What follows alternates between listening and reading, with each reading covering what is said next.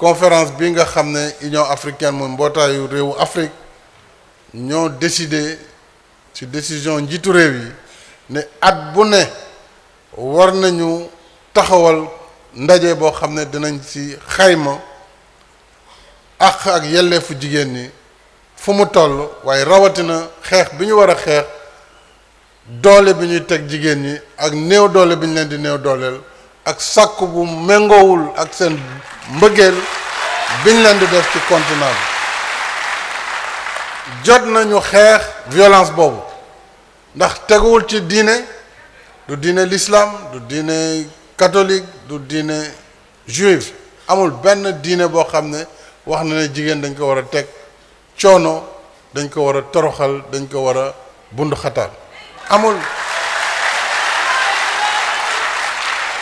du benn yoon itam ci loi boo xam ne ci benn réew bu ñu war a ne jigéen boo ko nekkee dañ la war a néewal doole te nag ku xam ne jigéen waroo ko néewal doole nga xool ko ci sa wayjur bu jigéen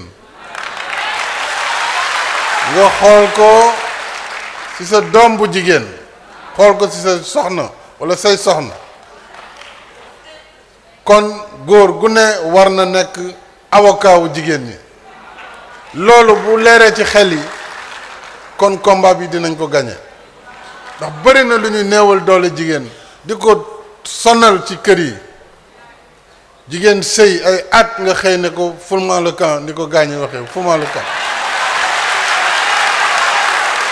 ndax foulement le camp fu mu jëm yow kii nga jëlee ko kër baayam mu nekk ndaw nga téye ko dund ak moom mu may la ay doom ay njaboot ñaar fukki at nga xëy gis xale bu ndaw bëgg ne ko daal di ko wutal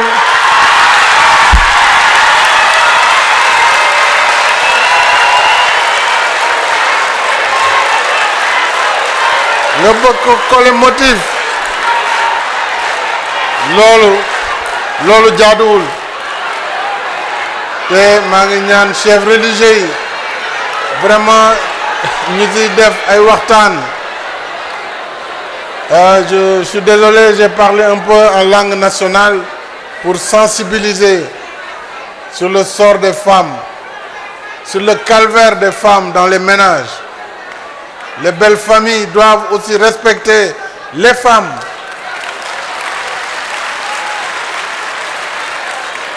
Alors, c'est tout ce combat que nous devons mener ensemble. On voit bien que ce n'est pas seulement le combat des États. D'ailleurs, le combat des États est le plus facile. Mais c'est les mentalités qu'il faut changer sur ce continent pour que la femme occupe pleinement la place qui est la sienne si nous voulons que l'Afrique de demain soit une Afrique de progrès, une Afrique qui donnera l'exemple aux autres continents, puisque la femme africaine a toute sa place dans notre société. N'oublions surtout pas que cette violence n'est pas que physique, elle est aussi morale. Par le harcèlement, les menaces, les insultes et autres propos désobligeants ou humiliants qui blessent autant, sinon plus que les violences physiques. Lutter contre ces pratiques dans notre âge est d'autant plus juste et légitime qu'aucune religion, aucune loi, aucune règle sociale ne fait l'apologie de la violence contre un être humain. Bref, il ne saurait y avoir de fondement légal ou moral à la violence sous quelque forme que ce soit. Au demeurant, à travers l'histoire, les femmes ont toujours occupé une place prépondérante sur ce continent. Souvenons-nous de Nefertiti en Égypte, des Amazones du Bénin, de la reine Zinga d'Angola, de l'impératrice Teitu Betul d'Éthiopie, de la reine Aminatou de Zaria, du Nigeria, et plus près de nous, ici au Sénégal, de Linguère Ndjembet Mbodj et Ndate Yalla Mbodj. sans oublier Aline Sitoé Diatta, entre autres figures historiques féminines du continent africain. Souvenons-nous de la première poétesse noire américaine, née ici au Sénégal en 1753. De son nom d'esclave, Phyllis Wheatley. Elle surmontera ce statut handicapant pour publier son premier recueil intitulé Poems on Various Subjects à juste 20 ans en 1773, 3 années avant le début de la Révolution américaine. Aujourd'hui, les femmes occupent de hautes fonctions sur le continent et ces pionnières sont là. Femmes, président de la République, chef de l'État, ici présente, à travers vous, je rends hommage à la femme africaine. Aujourd'hui, elles sont nombreuses à exercer les mêmes qualifications que les hommes, ingénieurs, médecins, enseignantes, pilotes, militaires, sportifs de haut niveau, artistes, et j'en passe. Elles sont nombreuses au bureau, à l'usine, au foyer et dans les champs. Femmes d'affaires prospères ou modestes vendeuses au coin de la rue, mais toutes habitées par la même dignité et la même détermination de nourrir, loger, soigner, éduquer leurs enfants, entretenir leur famille et contribuer à la prospérité nationale. Elles sont nombreuses, les filles dans nos lycées, dans nos écoles et dans nos universités, à égaler, voire à dépasser les performances des garçons. Tout cela pour dire simplement que rien dans l'histoire, rien dans la vie, rien dans la religion ne peut justifier qu'une femme ou une fille soit violentée, marginalisée ou discriminée. Tous ensemble, pouvoir public, leaders religieux et traditionnels. C'est pourquoi je suis confiant. Parce que je suis sûr qu'avec le plaidoyer des religieux et des traditionnels, qui ont le verbe et la connaissance du livre saint, ils pourront décentraliser au niveau le plus bas de notre société pour extirper ces fausses convictions que l'homme doit être au-dessus de la femme. Ils pourront continuer ce travail.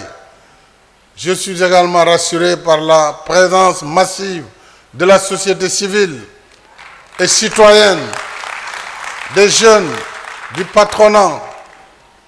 Nous devons élever la voix et dire « ça suffit ».